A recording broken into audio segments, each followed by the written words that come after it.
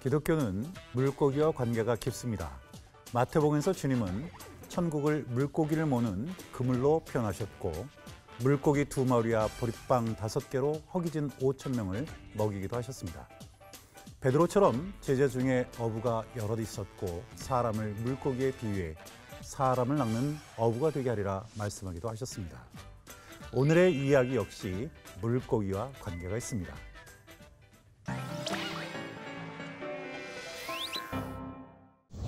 성경시대에는 갈릴리 호수 주변에 항구 도시가 많았습니다.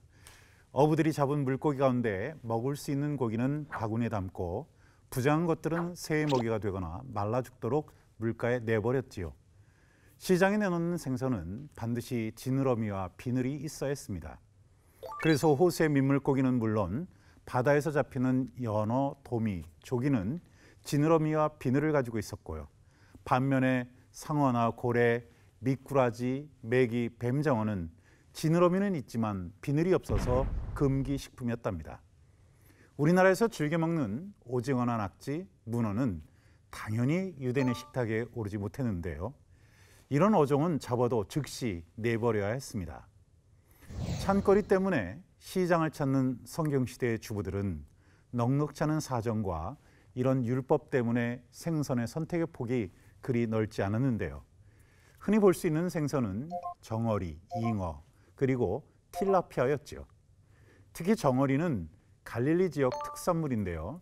다른 생선에 비해 크기가 매우 작았습니다. 오병이어 기적이 일어날 때 예수님이 군중에게 나눠준 물고기를 일각에서는 갈릴리 정어리로 간주하기도 하지요. 주로 겨울에 많이 잡히는 정어리는 해마다 1,000톤 이상 잡힐 정도로 흔합니다. 그리고 또 다른 어종인 잉어는 오늘날에도 안식일이나 명절에 유대인들이 즐겨 먹는 생선이기도 하고요. 한편 유대인 주부들이 생선을 요리하는 방식은 아주 단순했는데요. 예수님의 경우에서 볼 수 있는 것처럼 대부분이 숯불에 굽거나 끓였고 그렇지 않을 경우에는 우유를 넣어서 요리하거나 올리브 기름에 튀겨낸 생선과 달걀을 함께 내는 게 일반적이었지요. 유대 음식의 사회사를 쓴 존 쿠퍼에 따르면 생선 위에 달걀을 얹은 요리가 예수님 당시에 유대인들 사이에서 무척 인기가 높았다고 합니다. 예수님의 입맛 역시 다른 사람들과 크게 다르지 않았을 겁니다. 이쯤에서 우리는 한 가지 물음을 가질 수 있겠는데요. 마태복음 17장에 등장하는 베드로가 낚은 물고기는 과연 무엇이었을까 하는 것입니다. 내용은 바로 이렇습니다. 예수님과 제자 일행이 가버나움을 방문하자 사람들이 베드로를 통해 주님에게 세금을 요구합니다. 이때 사람들이 요구한 것은 성전에 바치는 종교세였는데요. 예수님은 어부 출신 베드로에게 물고기를 낚으라고 지시를 내립니다.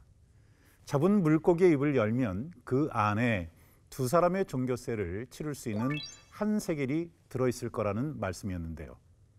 베드로가 물고기를 잡아보니 말씀 그대로 입에 동전이 있어서 종교세를 치를 수 있었지요.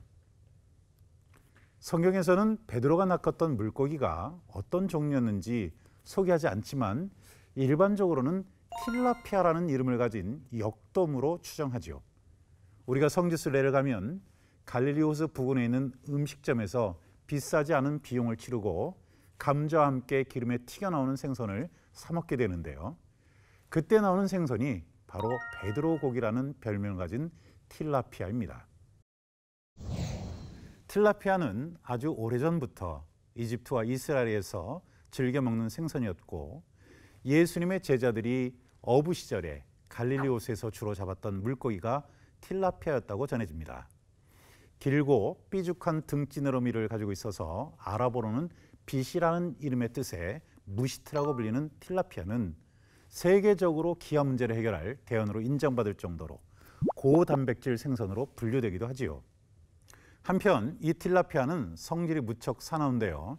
다른 종류의 물고기들과 함께 수조에 넣어두면 달려들어서 물어 죽일 정도입니다. 하지만 새끼들에 대한 사랑은 아주 지극하지요.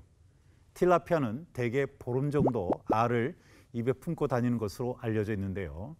날이 차서 알이 모두 부화하면 800마리 정도의 치어들이 어미 입에서 쏟아져 나오게 되지요. 먹이를 구하러 나갔던 치어들은 몸을 숨게 할 때는 재빨리 어미에게로 돌아오고요. 어미 틸라피아는 어느 정도 클 때까지는 새끼를 정성스럽게 보호한다고 하는데요. 그런 습성 때문에 사람들은 전통적으로 베드로가 낚은 물고기를 틸라피아로 간주했던 겁니다. 알이나 새끼를 잃어버린 틸라피아 한 마리가 그 대신 동전 한 세개를 물고 있다가 어부로 잔뼈가 굵은 베드로의 노련한 낚시에 걸려들었다는 거지요.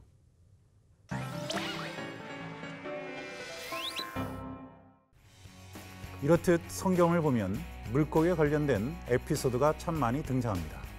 예수님의 주 활동 무대가 북부 갈릴리의 항구 도시 가버나움이었고 제자들도 어부가 다수였지요. 이렇게 물고기와 인연이 깊다 보니 초기 교회는 두 개의 곡선을 겹쳐 만든 물고기 상징으로 자신들의 신앙을 은밀하게 알리기도 했는데요. 오늘에도 여전히 물고기는 예수님과 제자들의 삶을 떠올리게 하는 중요한 계기가 됩니다.